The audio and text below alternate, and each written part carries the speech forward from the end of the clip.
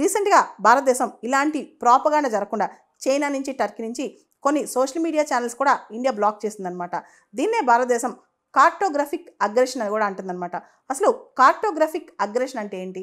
వాళ్ళకి సంబంధించిన ప్రాంతాలు, వాళ్ళకి సంబంధించిన అంశాలు, వాళ్ళకి సంబంధించిన ఏరియాస్కి వాళ్ళు పేర్లు పెట్టడానికి ట్రై చేయటం అనమాట.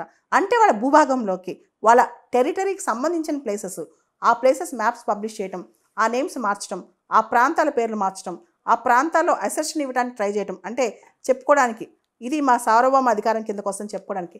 యాక్చువల్లీ వాళ్ళ అది భూభాగం కాదు, వాళ్ళ సార్వభౌమ అధికారం కిందకి రాదనమాట. దాన్నే కార్టోగ్రఫిక్ అగ్రెషన్ అంటారు. ఇలా ఒక ఇన్ఫర్మేషన్ వార్ఫేర్, ఒక తప్పుడు సమాచారం ఇస్తూ ఒక వార్ఫేర్నే రన్ చేస్తుంది చైనా. మన spokesperson, ministry of foreign affairs యొక్క స్పోక్స్ పర్సన్ రణ్ధీర్ జైస్వాల్ ఒక మాట అన్నారు.